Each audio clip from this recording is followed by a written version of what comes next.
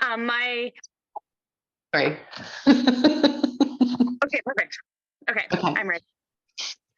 Okay, Barbara. So tell me, what inspired you to start practicing yoga, and how has your practice evolved? So,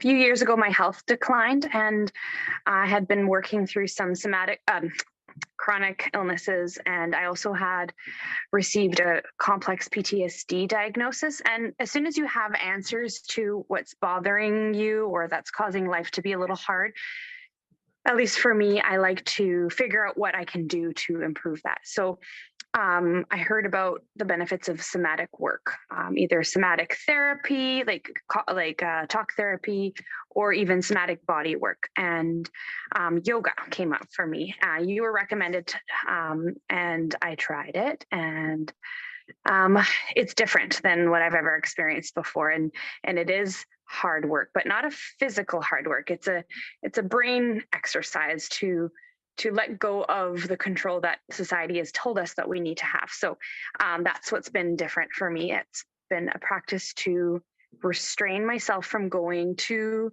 my physical limit, and then also showing compassion towards my brain for wanting to take over often. So that's what's changed for me. Mm-hmm. I know this wasn't one of the questions I wrote down, but did it surprise you to find out that yoga was as much about feeling and listening as doing? Yes, because I didn't ever really give myself the chance to feel. Yeah. I just did. Everything I did was with huge intention and purpose and the end result and the end goal. And I've never given myself the chance to be present. I'm aware of what that means and what it should look like, but I never did it until this practice. Yeah, very cool. Yeah, so so my practice evolved in the way that I move to feel. So I no longer think about the destination, and it changes how I move as an experience rather than accomplishment or destination. Mm-hmm. So it's like slowing down. And sometimes you say silly things like, "Oh, the hello foot." I'm like, "Oh yeah, there they are." Like,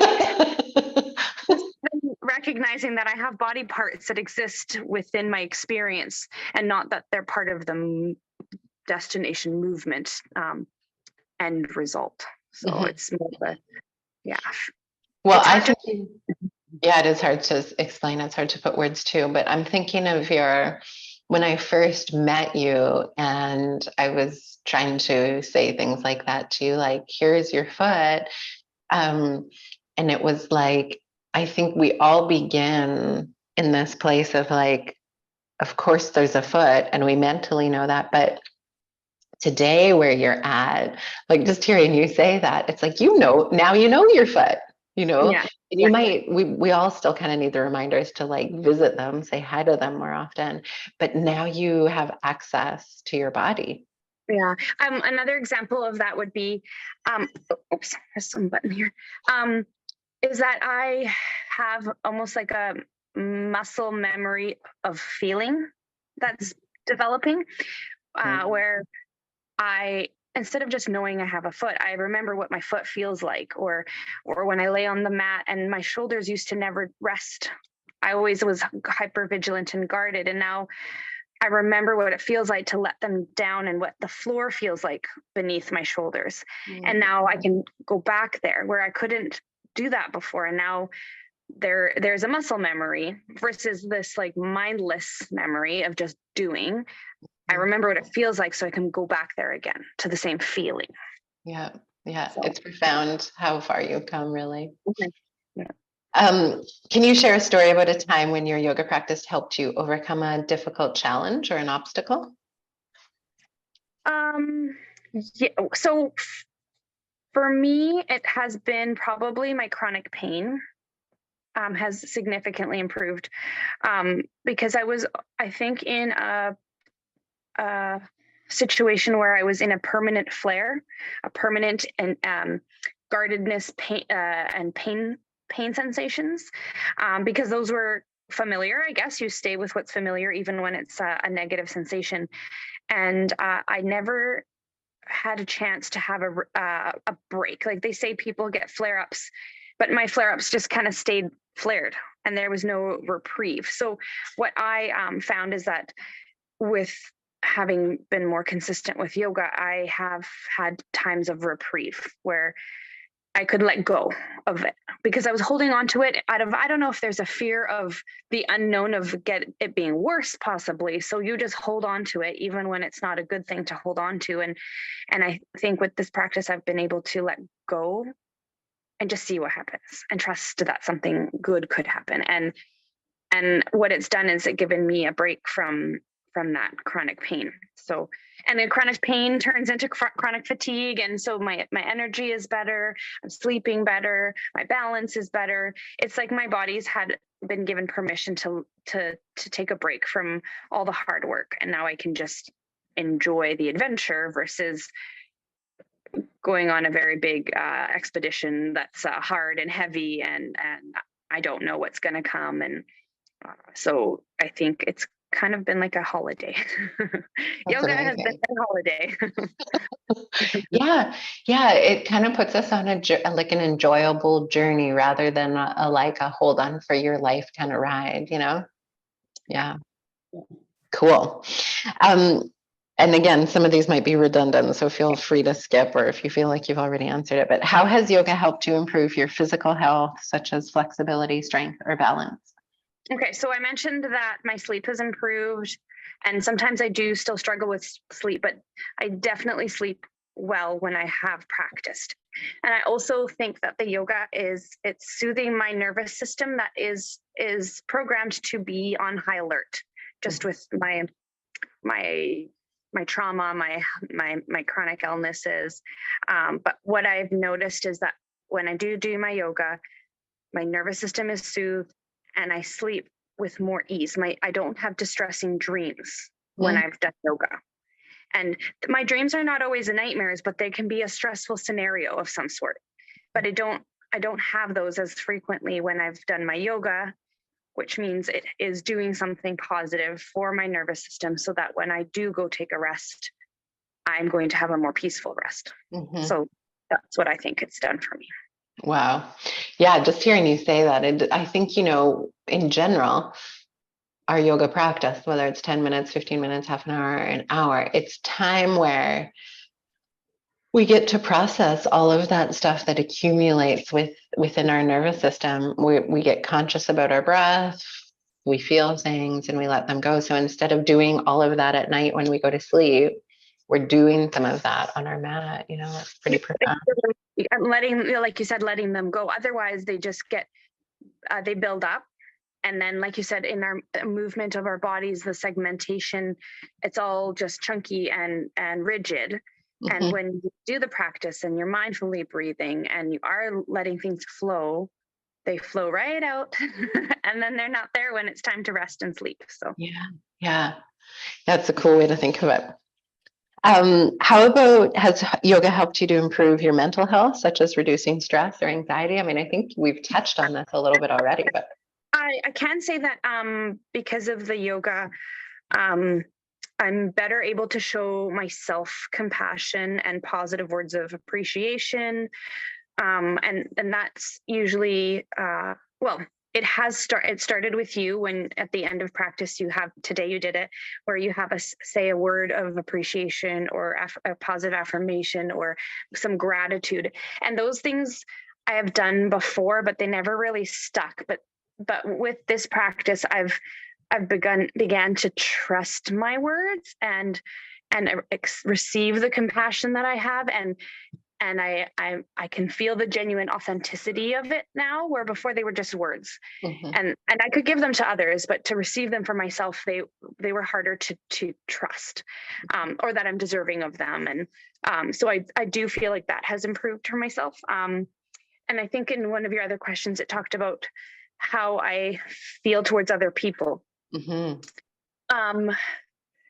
I think that because I'm learning about what I need and how I benefit from things, I have even more compassion for others. So I'll be extra, I'm typically very tolerant and patient and compassionate, but now I have more empathy, even more empathy towards someone who might be having a hard time, because I'll think, hey, sometimes I'm struggling and this is how I'm feeling. And maybe I might be reactive at times.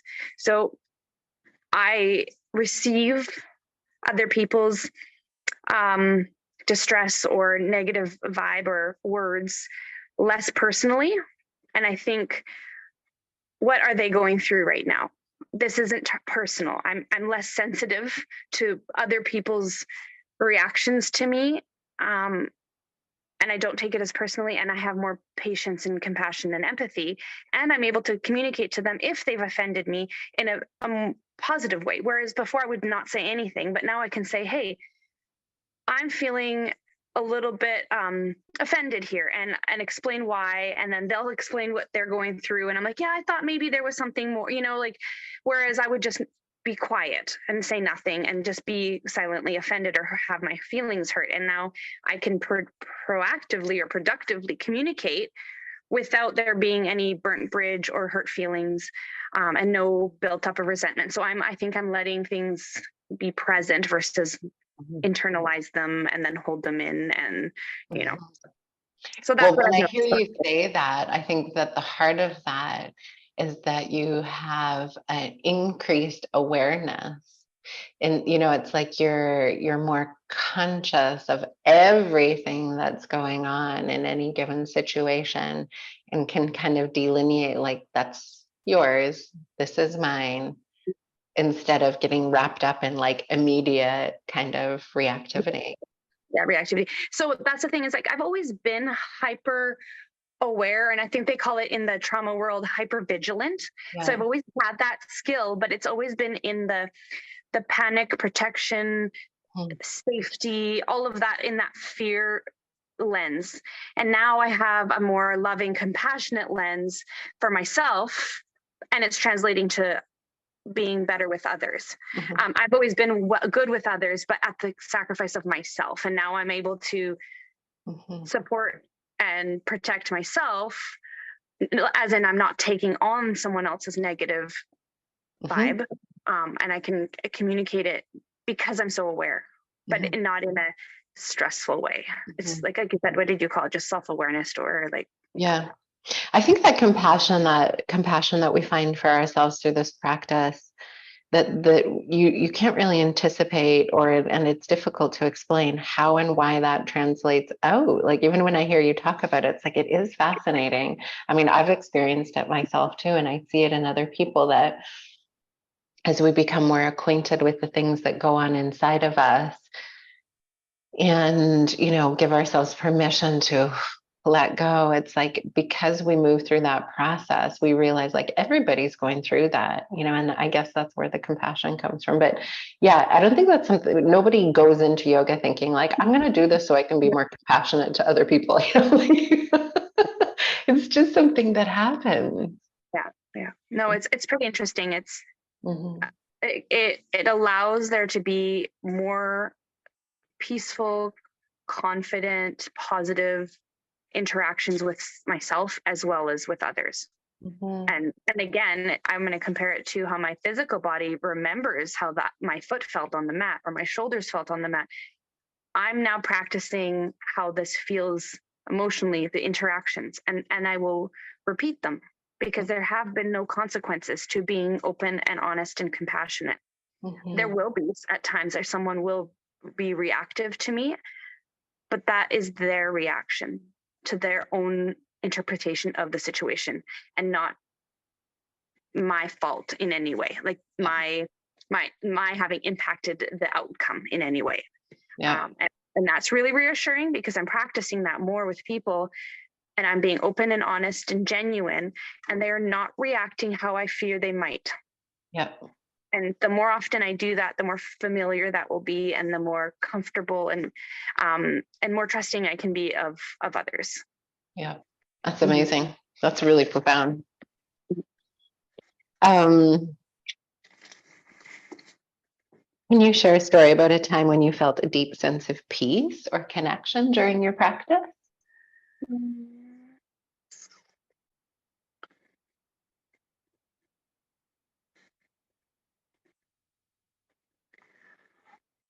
I think that the slow pace and the mindful guidance and my consistent and sometimes inconsistent commitment to my practice has created a sense of gratitude within me, which brings me peace.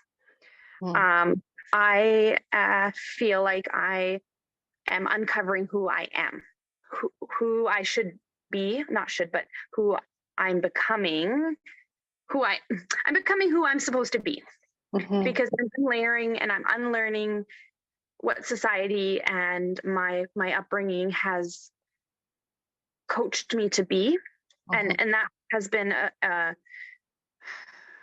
motivated by safety and security. And now I know I have safety and security. I have support. I have self-compassion and self-love. And what that's doing is creating this trust. And I think that is what's bringing me peace from and it is all intertwined. It's my practice. It's my community support. It's who I'm choosing to include in my life. You know, trusting my words, my positive words of gratitude and positive thought core beliefs. I'm unlearning negative core beliefs, and all of that work is creating this blanket of peace. I feel. And I hear you say that too. Another word that comes to mind for me is like empowered. I just see you as empowering yourself with this practice. It's like, you know, maybe you're getting help from others in some sense, but you're doing the work and you're realizing you have the power to make these shifts. Yeah. And there's times where it feels too hard, so I revert back to hiding from it all. It's a coping strategy, but I've noticed that I am recognizing when I'm doing it versus getting stuck there. So that empowerment has allowed me to reach out. Where before I would say, I'm fine, I'm good, and just keep plowing through and go back to being busy and, you know, the perfectionism and the control. But I am able to notice that I'm doing that. And I pause and I reach out. And that's very, very uncommon because I have this toxic independence. I don't need anybody. I can do it all. And now I'm recognizing I don't have to do it. I'm choosing to reach out. I'm choosing to connect. And I didn't do that before. And that is impressive. Like, I'm impressed. I'm proud of myself for that. It isn't something that is easy for someone who's never been able to, or who's actually reached out and been rejected in big situations. So you learn not to do that because history has proven that it's not a good idea. And now history, I'm creating a new history. I'm writing a new story. And now when I reach out, or now when I share a need for a boundary, people are returning, they're responding with compassion and respect. And if they're not, then they're not in my life anymore. So I've kind of cleaned house a little bit, and it's good. It's a good feeling. So I'm hearing what you're saying, and I'm just curious. I mean, this is just a question popping up in my head too, which, you know, I don't know if we could find an answer to it, but I think that's another part of something that's really special within our yoga community, both online and in the small group classes, that there is a certain intimacy or trust or safety that allows us to feel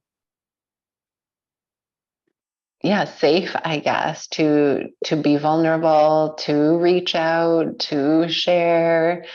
So I don't know how that's come about. I don't think that has everything to do with just one. I think it's being consistent, and I don't mean that in practice. I don't mean that like you come every day. It's the trusting, safe, nurturing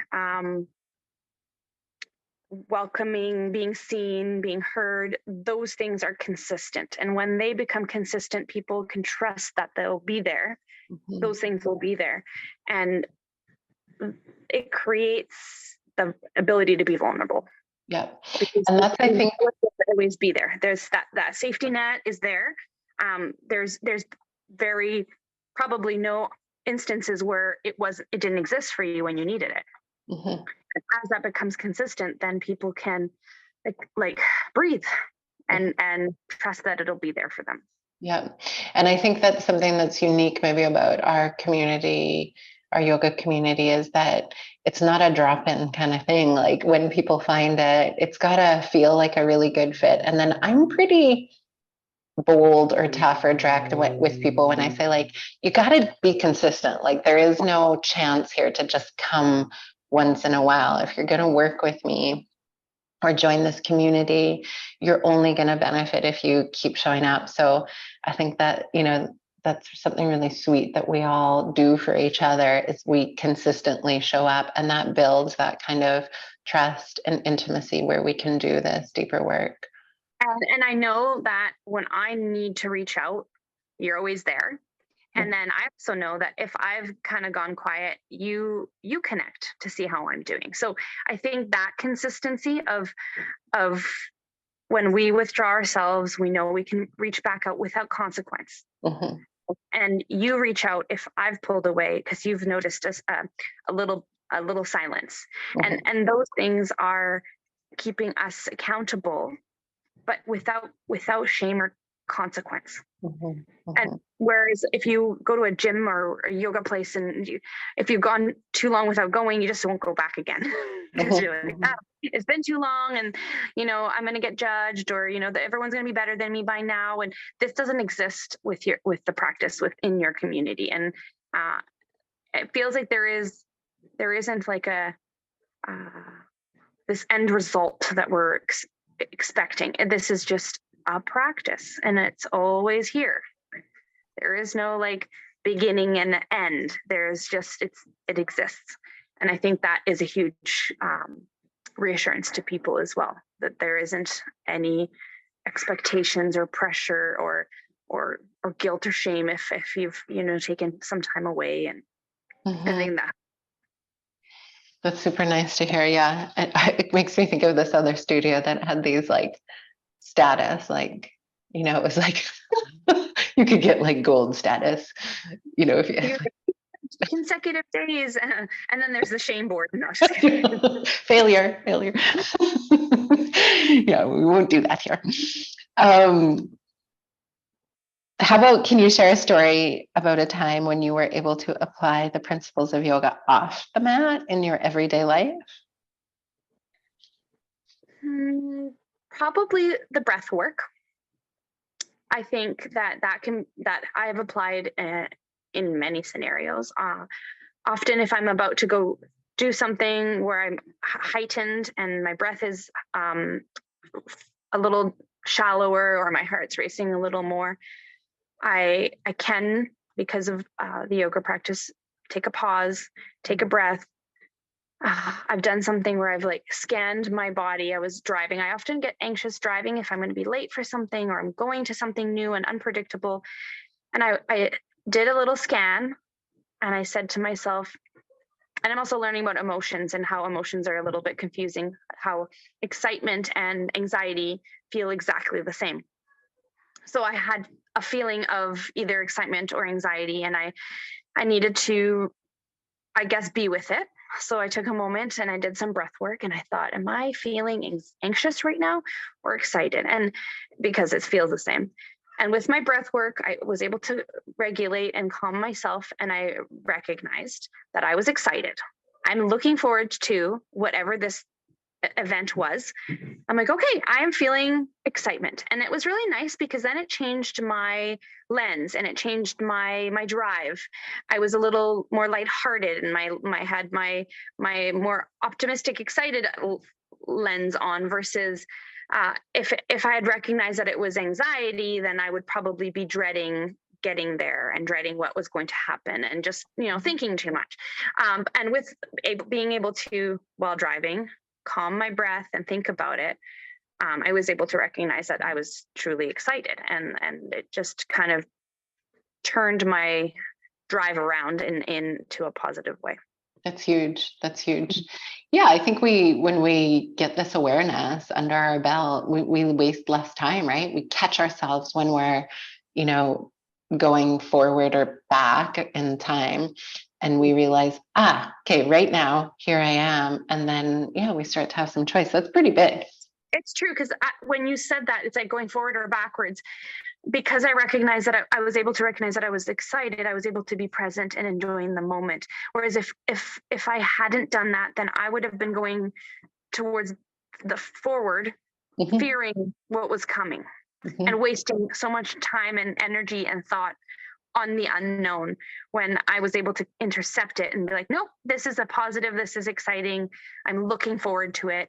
And it allowed me to enjoy the moment versus waste unnecessary energy on nothingness. So. Right. Yeah. I mean, this will sound silly, but like I find this every day, something like this happens every day. Like even, my kids will be getting ready for school, and they, maybe they're making a ruckus, or they're having their own little arguments or discussions or whatever. And I'm waiting maybe to record something, do some kind of work where I need quiet. And there's kind of like this automatic pilot that's like, oh man, like when are they, like I have so much to do. And then because of the yoga and the awareness, I realize what I'm doing. And then often it gives me the chance to just like, hey, they're going to be gone in 3 to 5 minutes anyways. Yeah. And then I drop into this, like, I don't know, more conscious state of like just hearing them in the house and enjoying, even if whatever tone of conversation they're having between them, it's like so endearing and sweet to just appreciate that they're home. And then I get to say goodbye to them in a loving way, rather than this kind of say, get out of here already. yeah. And can change, in a matter of just a minute, really shift. Yeah. And use those. It's just 3 to 5 minutes that I either could have wasted, or something that really kind of like fills my heart. And that happens pretty consistently. That negative focus makes something distressing last longer or tortured longer than if, like you said, you took that moment and you just, enjoyed, and like you said, the endearing, and it just, you enjoy the time it took versus dreading and watching the time go by slowly for them to leave. And yeah, it's profound. I think it's such a gift. And I mean, what greater gift is there than like being present in your life, really, even for the, whether it is good or bad. Okay. Maybe just 1 or 2 more questions. You've already said so many like really beautiful, amazing things. So is there any specific one you want to touch on?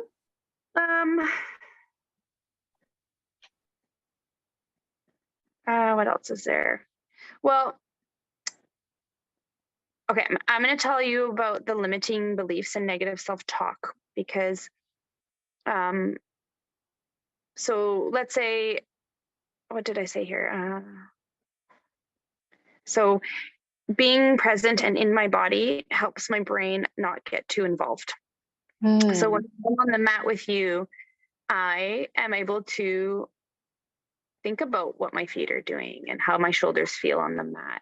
And my brain can't really interfere as much with the negative core beliefs, or the limiting beliefs, or the negative self-talk. So that's really interesting. It's like this, I don't want to say you're tricking us, but you are distracting us to be mindful of ourselves in our body, so that we are not overruled by the brain, the monkey brain, right?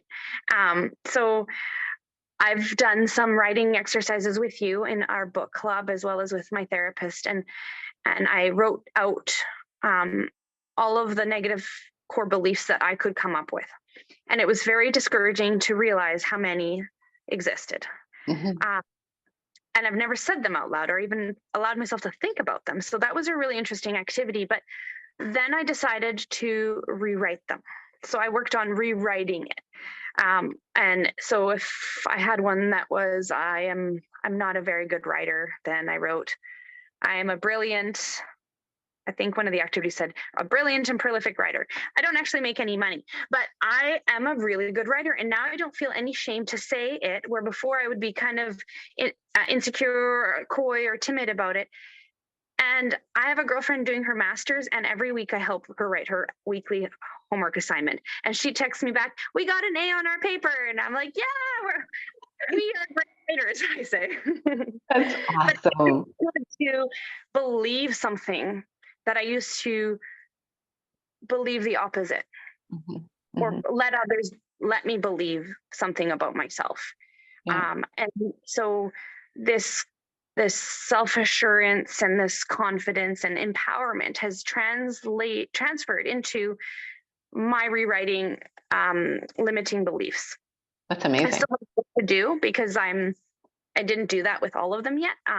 But the ones that are coming up and proving themselves to be true, like the writing, it's exciting. It's nice. It feels good, right? And I'm sure that there will be more work to do with my limiting beliefs, but I'm practicing. I'm practicing in life with interactions with people, and how they're reacting and responding to me is proof that my rewriting limiting beliefs is working.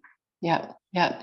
And I agree, you know, they still sneak in for me too. I've been doing this kind of stuff for decades. And every now and again, I don't know if you heard me tell this story already, but before my speech, the first time I gave my speech at Toastmasters last week, on Saturday, I decided, well, I better just start practicing it. Like I'd written it all week. And then I got to the point where it's like, okay, it's good enough. Now I'm going to practice it. And the first time I practiced it, all those limiting beliefs, like they like ambushed me to the point that I was going to delete the whole thing and start again. Like it was the most negative self-talk I've heard in a long time. But because I've been doing the work for so long, I just decided like step away, do not take action, like delete your whole speech. I just walked away and gave myself some space and came back to it and did it again. And I was like, it's awesome. Yeah. And I'm something. I think that the reason that these negative core beliefs pop up, and if we treat them with compassion and say, thank you for coming up. I know you're here to protect me so I don't humiliate myself. I know you care about me and you want me to do a good job, but I've got this. I can do this. And you tell them that, you know, their services are appreciated, but not necessary at this time. Yeah. Amazing. And mostly they're lies, right? Like the things that self-doubt and the criticism, like it's not accurate. No. Not accurate. And I'll tell you, I did my speech on Monday. Yeah. It's to prevent you from taking a big risk. Exactly. So these limiting beliefs are to hold you back so that you don't make a mistake.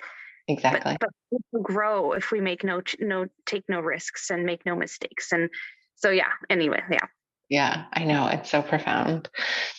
So I got a lot of validation because the president, when I gave my speech, the president of the club asked me to do my speech again tonight for open house. So I was like, it doesn't suck. It doesn't suck. Good.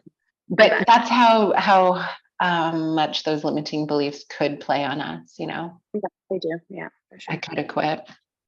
Okay, so I have I had already mentioned my compassion for others. I wrote down a little star, but I had infused it earlier. Yeah. You had one about spirituality.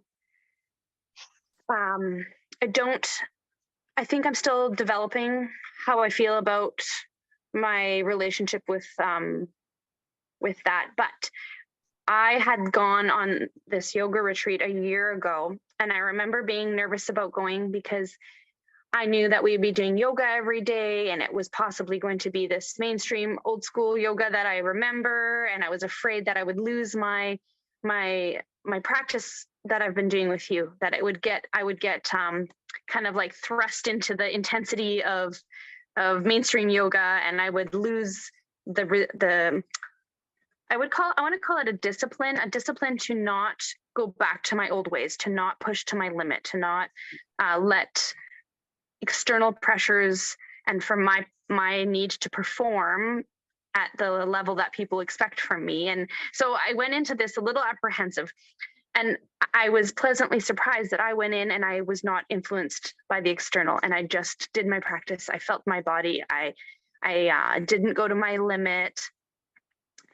And it was a really great experience. And there was a lot of great bonding and memories made. And after the yoga retreat with some of these women that we became friends with, we decided to go to a temazcal, a Mexican sweat lodge hut. It was like in a dirt mound that you go inside. And it was really interesting because it was one of my first experiences with anything spiritual, other than secular exposure of, North American holidays, etc. So it was really neat how they gave us some tobacco to offer to the ancestors. We got a card with our own symbol on there, and he explained to each of us what ours was. And I think mine had an equal sign, which was creating a new life, like a new me. And I'm sure that regardless of which card I got, it could have applied because I'm working on so many different things. And it was really nice. And within during the ceremony, there was lots of chanting and drumming and lessons. And one of the things that was really profound and really meaningful to me was I had gone no contact with my mother. And that's a big decision that someone will make. And they typically have gone through a lot of effort and work and attempt at repair before making such a big decision. And in this sweat lodge, what would you call it, a sweat lodge, or what would you call it? Okay. He was talking about appreciating and respecting Mother Nature, and how we should treat her with gentle hands, and how often you were talking about having these nurturing, gentle, soft hands to like give, but also keep for yourself. And there was something very similar to that within the ceremony and the lessons that he was giving. And it was at the very end, they asked us to lay on the ground because that's where there's a tiny bit of air left. So I'm in the dirt with my face in the dirt, and I start to feel emotions towards Mother Earth, who is literally, my face is in Mother Earth, and she's holding me and she's nurturing me and she's keeping me safe, and I feel held and loved and appreciated. And he said something about thank Mother Earth for always being beneath you and always holding you and always being there for you. And I just sobbed. I said, I do have a mother. I do have a loving, nurturing, strong, maternal figure in my life every day. And that was very needed. I needed that. I needed to know that I am lovable and that someone will hold me or be beneath me and hold me up. So that was my experience with spirituality and nature and my practice. And I don't think I would have had that experience had I gone there 3 years ago. I would have maybe found it silly or funny or trivial. I would not have had such a profound, deep, visceral reaction of being seen and heard and nurtured and protected, and all of these things that do create this huge sense of peace. And I think they all go hand in hand. There's no having one without the other. And so that's my experience, most recent experience with that. Well, it's interesting that you tell that story. I mean, I just wrote my blog post for this week yesterday, and I was talking about aligning with true purpose.